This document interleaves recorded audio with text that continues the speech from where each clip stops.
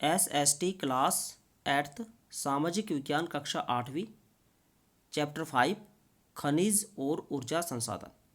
इस चैप्टर के अंतर्गत हम पढ़ेंगे खनिजों के प्रकार, खनिज एवं जिले, इम्पोर्टेंट फैक्ट्स, खनिज निष्कर्षण की विधियाँ और भी बहुत सारी महत्वपूर्ण बातें।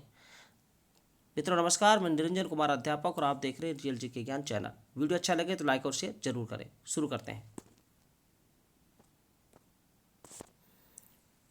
इस चैप्टर में अध्ययन करेंगे खनिजों के प्रकार, खनिज का नाम एवं संबंधित जिला, भारत के कुल उत्पादन का प्रतिशत, इम्पोर्टेंट फैक्ट्स, खनिज निष्कर्षण की विधियाँ, ऊर्जा संसाधनों का वर्गीकरण। और इस चैप्टर में 2 ऑब्जेक्टिव टाइप क्वेश्चंस बुक में दे रखे हैं, तो वो भी हम देख लेंगे। देखिए, पहला प्रश्न है, निम्नलिखित में से अधात्विक खनिज है? संगमरमर, लोहा, सोना और तांबा। 4 ऑप्शन दे रखे हैं। तो अधात्विक खनिज पूछा गया है, तो अधात्विक खनिज होगा संगमरमर। सही उत्तर है कै, क्योंकि लोहा, सोना और तांबा ये तीनों ही धात्विक खनिज के उदाहरण हैं, क्योंकि इसमें धातु की विद्वानता है। दूसरा प्रश्न देखिए, किस राज्य को खनिजों का अजायब घर कहा जाता है? झारखंड, उड़ीसा, राजस्थान और कर्नाटक। खनिजों का अजायब घर किसको कहा जाता है? राजस्थान को कहा जाता है। सही उत्तर है ग, क्योंकि राजस्थान में विभिन्न प्रकार के खनिज पाए जाते हैं, इसलिए राजस्थान को खनिजों का अजायब घर कहा जाता है। अब हम डिटेल से अध्ययन करेंगे। खनिजों के प्रकार। देखिए, खनिजों को विभिन्न प्रकारों में विभाजित किया गया है: धात्विक खनिज, अधात्विक खनिज और ऊर्जा खनिज। यहाँ पर हम चर्चा करेंगे धात्विक खनिज की। धात्विक खनिज क्या होते हैं? धात्विक खनिज वे खनिज होते हैं जिसमें मूल रूप से धातु विद्यमान रहती है और जो कठोर होते हैं। इनको 2 भागों में विभाजित किया गया है: लोह धात्विक खनिज और अलोह धात्विक खनिज। हम यदि लोह धात्विक खनिज की बात करें तो इसके उदाहरण है लोह अयस्क, मैग्नीज आदि। और अलोह धात्विक खनिज की बात करें तो अलोह धात्विक खनिज में सोना, चांदी, सीसा, जस्ता, तांबा आदि। इस प्रकार से धात्विक खनिज के उदाहरण हो गए लोह अयस्क, मैग्नीज, सोना, चांदी, सीसा, जस्ता, तांबा। ये उदाहरण याद रखिए। अब है अधात्विक खनिज, अर्थात जिसमें मूल रूप से धातु विद्यमान नहीं रहता है। तो इसके उदाहरण कौन से होंगे? चूना पत्थर, घिया पत्थर, बलुआ पत्थर, रॉक फॉस्फेट, अभ्रक, जिप्सम, संगमरमर, ग्रेनाइट आदि ये अधात्विक खनिज के उदाहरण हैं। तीसरा है ऊर्जा। ऊर्जा के अंतर्गत जो उदाहरण होंगे वो होंगे कोयला, पेट्रोलियम, प्राकृतिक गैस, यूरेनियम, थोरियम आदि, क्योंकि ये सभी जो खनिज है ये ऊर्जा प्रदान करते हैं, एनर्जी प्रदान करते हैं, इसलिए ये ऊर्जा के उदाहरण हुए। तो ये तो खनिजों के प्रकार थे। इसके बाद हम अध्ययन करेंगे खनिज का नाम और संबंधित प्रमुख जिला। धात्विक खनिज की हम पहले चर्चा करेंगे। यहाँ पर देखिए, सीसा जस्ता ये राजस्थान में निकाला जाता है, भीलवाड़ा, उदयपुर और राजसमंद में। तांबा अयस्क ये राजस्थान में निकलता है, झुंझुनू, सीकर, अलवर और डूंगरपुर में। लोह अयस्क जयपुर, झुंझुनू, उदयपुर, भीलवाड़ा। टंगस्टन की हम बात करें तो टंगस्टन सर्वाधिक निकलता है नागौर, सिरोही में। चांदी ये भीलवाड़ा, उदयपुर और राजसमंद में निकाली जाती है। इसी प्रकार से यहाँ पर अधात्विक खनिज के उदाहरण दे रखे हैं। अधात्विक खनिज रॉक फॉस्फेट ये सर्वाधिक निकलता उदयपुर, जैसलमेर और जयपुर में। चूना पत्थर की हम बात करें तो चूना पत्थर निकलता है चित्तौड़गढ़, सिरोही, नागौर, कोटा, बूंदी और जैसलमेर में। अभ्रक सर्वाधिक भीलवाड़ा, अजमेर, उदयपुर और जयपुर में। इसी तरह से जिप्सम बीकानेर, जैसलमेर, नागौर, बाड़मेर में निकाली जाती है।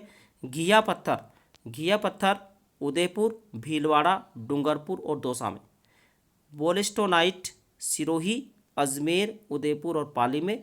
लिग्नाइट कोयला है, बीकानेर, बाड़मेर और नागौर में। संगमरमर राजसमंद, नागौर, उदयपुर, जयपुर और बांसवाड़ा में। ग्रेनाइट जालोर, जैसलमेर, पाली और सिरोही में।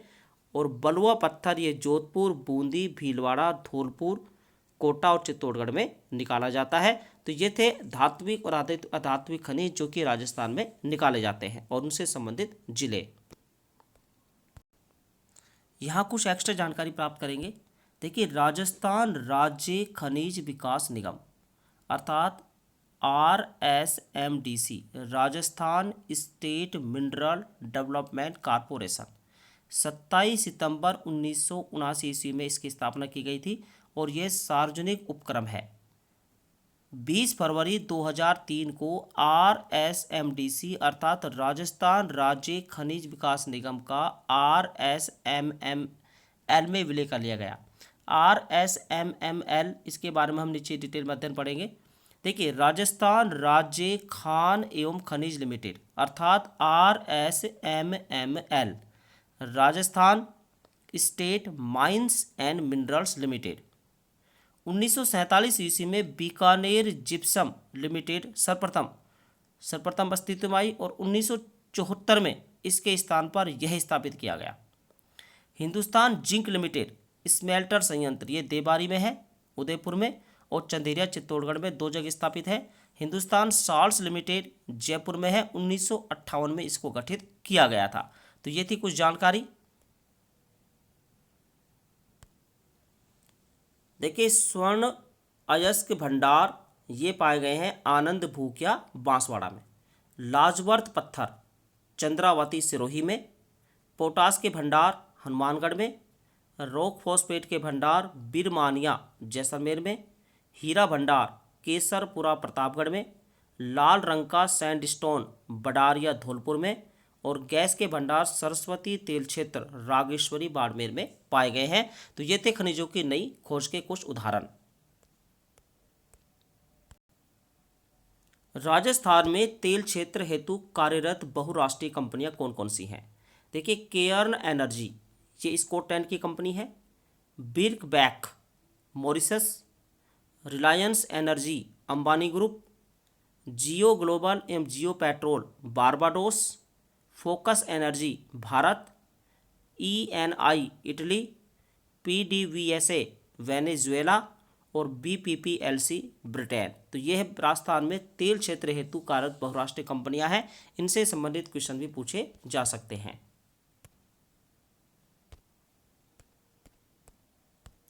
संपूर्ण देश का प्रतिशत राजस्थान में, देखिए जास्पर 100% राजस्थान में पाया जाता है, वोलिस्टोनाइट 100%, जस्ता 99%, फ्लोराइट 96%, जिप्सम 93%, मार्बल 90%, एस्बेस्टोस 89% और सीसा 80% राजस्थान में पाया जाता है।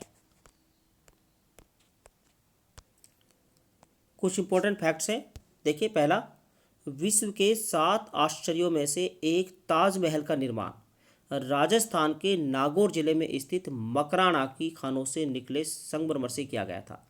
तो ताजमहल के निर्माण में राजस्थान के नागौर जिले के मकराना का संगमरमर का प्रयोग किया गया था। राजस्थान में लिग्नाइट किस्म का कोयला पाया जाता है। देखिए कोयला 4 प्रकार का होता है, एंथ्रेसाइट, बिटुमिन्स, लिग्नाइट तथा पीट। तो राजस्थान में लिग्नाइट किस्म का कोयला पाया जाता है और जिसका खनन होता है बरसिंगसर, पलाना बीकानेर में, जालिपा, कपूरड़ी, गिरल बाड़मेर में। यहाँ पर राजस्थान में लिग्नाइट किस्म का कोयला निकाला जाता है। राजस्थान के प्रमुख तापीय संयंत्र कोटा तथा सूरतगढ़ में स्थित है। ये राजस्थान के प्रमुख तापीय संयंत्र है जो कि कोटा और सूरतगढ़ में स्थित है। इसके बाद देखिए भारत में खनिज तेल सर्वप्रथम असम में खोजा गया था और वर्तमान में भारत का प्रमुख तेल उत्पादक क्षेत्र बॉम्बे हाई है जो कि अरब सागर में स्थित है। तो भारत में खनिज तेल की खोज सबसे पहले की गई थी असम में, और वर्तमान की हम बात करें तो सबसे जो प्रमुख तेल उत्पादक क्षेत्र है वो बॉम्बे हाई है जो कि अरब सागर में स्थित है। भारत में यूरेनियम प्रमुख रूप से झारखंड तथा राजस्थान में पाया जाता है। रावत भाटा कोटा में परमाणु ऊर्जा संयंत्र स्थापित किया गया है राजस्थान में। यहाँ पर हम बात करेंगे कि राजस्थान में जो खनिज तेल तथा पेट्रोलियम जो पश्चिमी भाग बाड़मेर में निकाला जाता है, और बाड़मेर में भी देखिए मंगला, सरस्वती ऑयल फील्ड, जैसलमेर में घोटारू, तनोट, मनिहारी, टिब्बा आदि स्थानों पर तथा बीकानेर, जालौर में पाया जाता है। और यहाँ पर हम बात करेंगे राजस्थान में प्राकृतिक गैस की।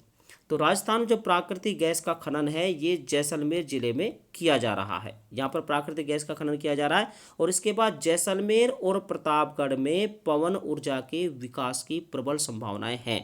पवन ऊर्जा के विकास की प्रबल संभावनाएं कौन से जिलों में है? जैसलमेर और प्रतापगढ़ में। ठीक है, ये थे कुछ महत्वपूर्ण तथ्य।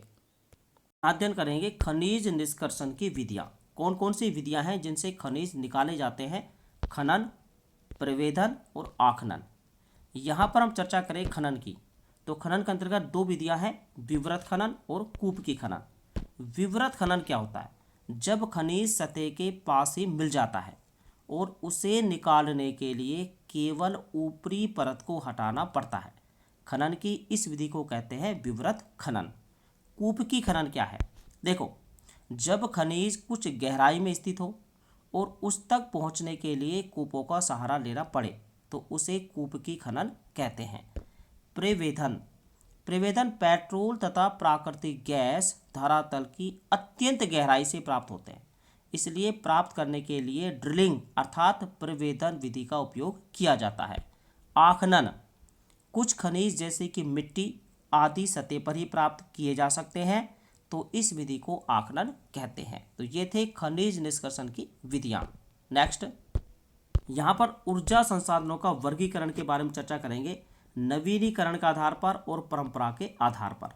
देखिए, नवीनीकरण के आधार पर ऊर्जा संसाधनों का वर्गीकरण दो प्रकार से किया गया है, नव्यकरणीय और अनव्यकरणीय।